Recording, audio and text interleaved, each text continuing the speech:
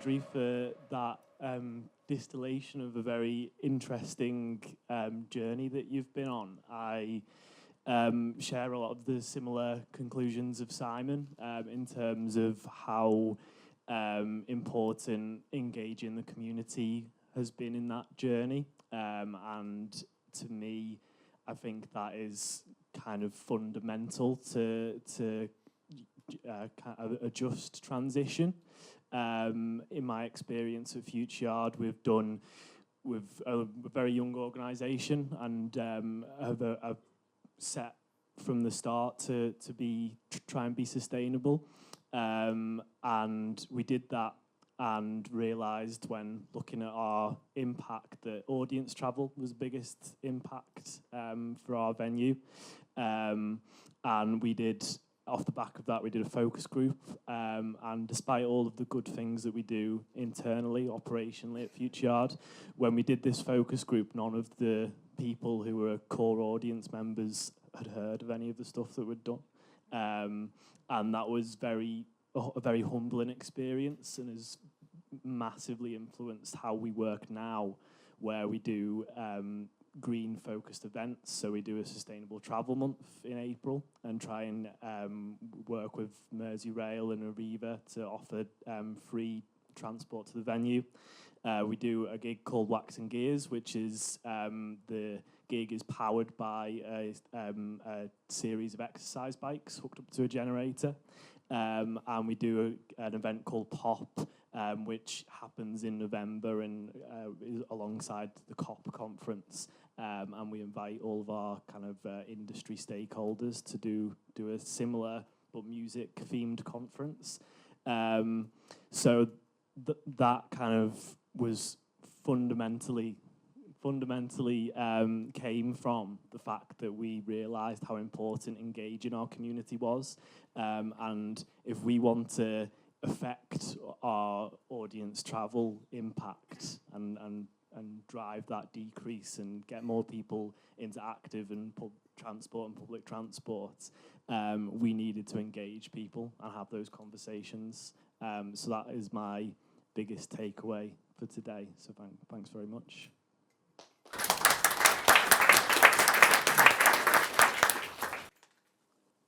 Is that my timer, Jerry? Thank you so much, Kadri. I thought it was really striking to me how your city has put people at the centre. You said things like quality of life, we wanted it to be the best place to live. You use citizens' assemblies to actually listen to people, participatory budgeting, feedback, democracy. You have really put people at the centre. Another way that is shown is the way that green spaces are there, not because we're trying to meet a tree planting target, but because green spaces are lovely and everyone needs them and wants them. So thank you for making it all about people. I thought the experimentation was fascinating as well. I think we should learn from that. It's not about making political decisions that are final. You know, we need to try things. The way that you're moving the parklets, I love that. Try a pop-up park, move it if it doesn't work. The Innovation Fund, the Green Capital Fund, so much inspiration. And then I was so happy to hear from Simon, because I think Simon has got a hard job, and I think he is a guy with a lot of integrity, and I'm really happy he's in the position he's in.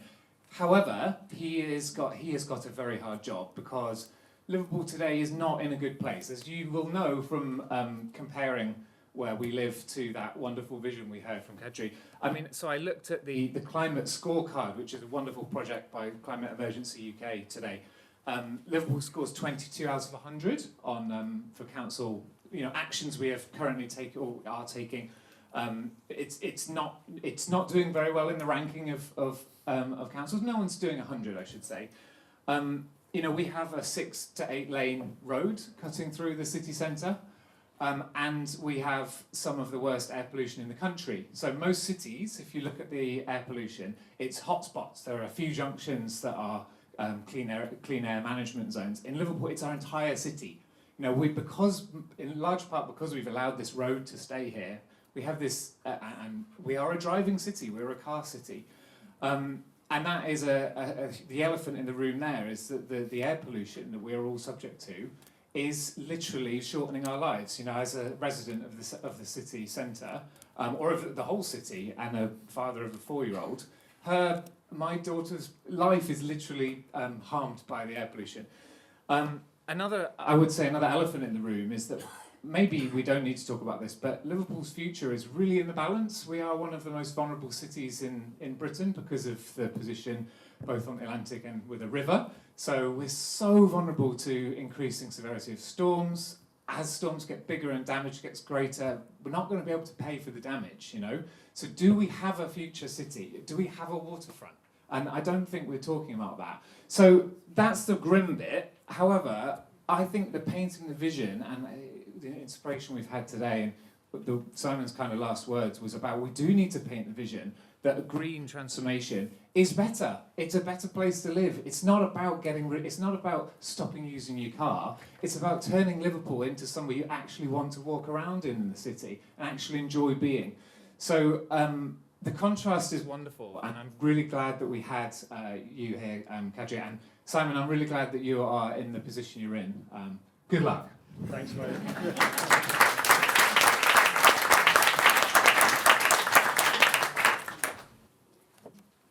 Firstly, I'd really like to say thank you to Kadri for bringing her expertise over here today, but also congratulations on achieving that European Green Capital, because that is a huge feat.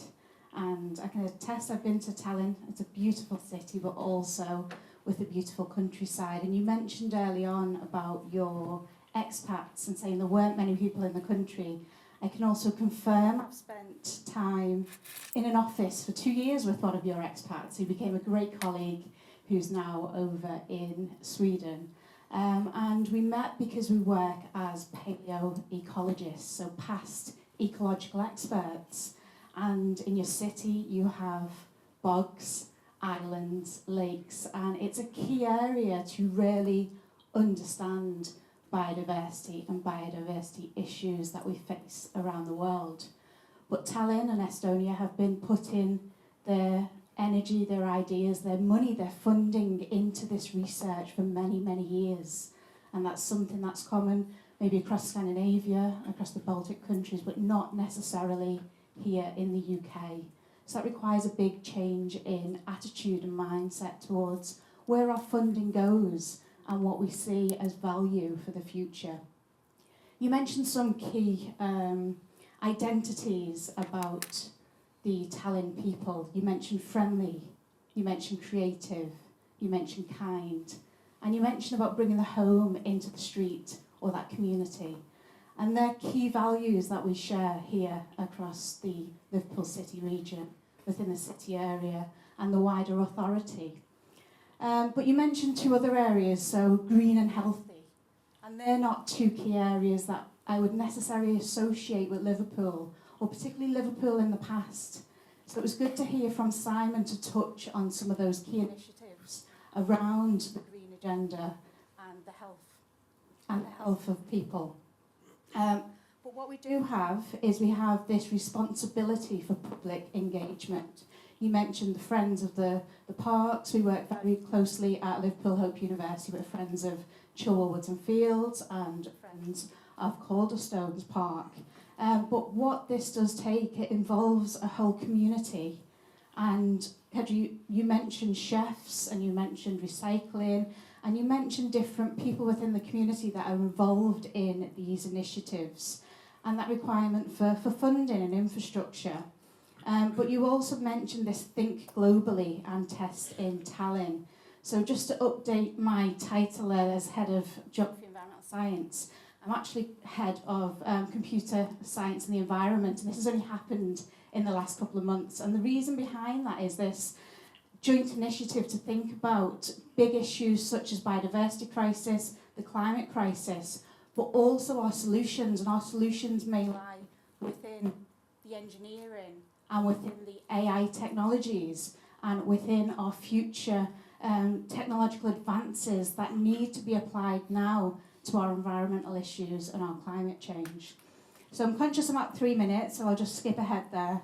But to think about urbanisation and biodiversity, and as around the ecosystem services we get from the city, but from the green space within those cities. And it really does require citizen engagement, but that requires governance and involvement of citizens and those public events to really make sure that these citizens feel involved and they have a voice and they have a say and that voice is heard.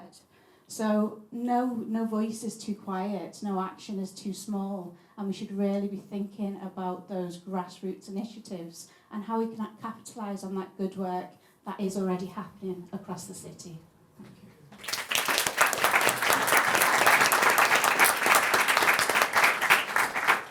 Yeah, thanks very much. The great thing with going last is I could quite easily say, yeah, I agree with everything everybody's said, and I do actually.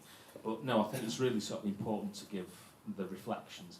Look, first and foremost, what an inspirational example from Tallinn. And I think one of the things I certainly took away from that to begin with is a lot of the comparators. You know, when you think about a city of 500,000 people in a country of 1.3 million, Liverpool city region is 1.6 million.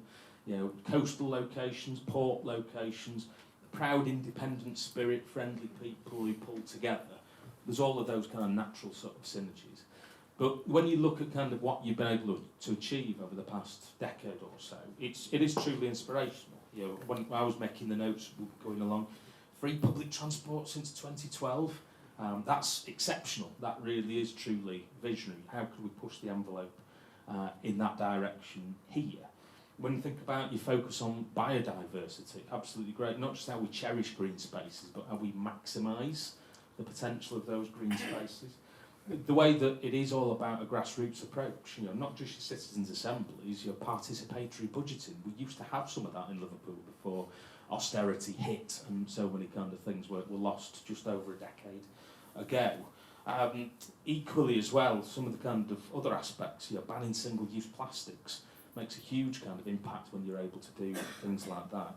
And also your kind of your song and dance event about how you put this into kind of really practical everyday experience. So some superb things that we can sort of not just take as an interesting sort of example, but how do we take genuine direct inspiration from?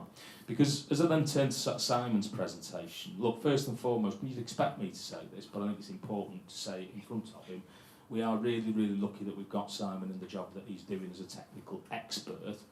And being very honest, when I became leader of the City Council, one of the reasons I wanted to maintain the named responsibility for net zero is that I don't think this is the type of thing that should be boxed off into a corner. I think it's certainly something that should be at the top of the organisation and driven through everything that we're doing.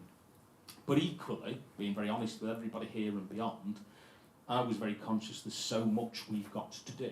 If you look at the kind of graph that Simon showed us about how the council will get to net zero by 2030, you'll see in the past few years we have been doing nowhere near as much as we need to do. So it is about how we make sure we don't just catch up or we achieve those targets rightfully that we've set. Because it was just like Paul said, you're absolutely right, we are on the kind of front line of all of this. I was always struck by kind of the work that Climate Central did that showed that if we don't keep global temperature rises below 2 degrees in 30 years' time, large parts of our city and our city region are flooded. You know, that's our family, that's our friends, that's our fellow residents who potentially would have to move house. So if that doesn't kind of act as the right wake-up call, nothing ever will. Try to be kind of appropriately focused on this. I think we've got some good things in place, but there's more we've got to do. I could happily bang on about transport all night. I won't do because I'm conscious we've got a short period of time. But with the brand new fleet of trains on the Merseyrail network, with bus re-regulation coming along, with e-scooters having been one of the most successful pilots in Europe, there are things that are moving in the right direction around that. When we look at kind of what we're trying to do with brand new homes, particularly some of the things like net zero modular homes that we're looking at, working with local companies, there's the opportunity of how we kind of decarbonise the houses that we live in. There's lots of opportunities with not just micro level kind of energy like district heat networks, but also the big stuff like further wind power and tidal power, for example. There's also other elements with regard to things like biodiversity, where kind of we've had criticism for this, but we cut the grass less, partly because of the biodiversity crisis that we've got. And equally as well, there's lots more we've got to do on waste, but how do we kind of push that kind of envelope as much as possible? Not just about recycling. I'm on public record of being honest. I'd love us to have the devolved responsibility to do a takeaway tax, not just because of the public health imperative for that, but if you look at a lot of the kind of waste that blows around our streets, a lot of it's come out of the chippy at the end of the day. So can we really sort of achieve all of those aspirations that we've set ourselves? Because if we don't, quite frankly, for all the reasons that Paul mentioned, I don't want to look my kids or our grandkids in the eye in the future. It's down to all of us, and I think that's the key bit about having a grassroots approach, because it can't be for me or anyone else to sort of stand there and say, I've got all the answers, because I know I haven't. But that's why we are establishing the Citizens' Assembly approaches, to try and have a much more bottom-up approach where genuinely everybody's views are taken on board. Lot to do, but there we go.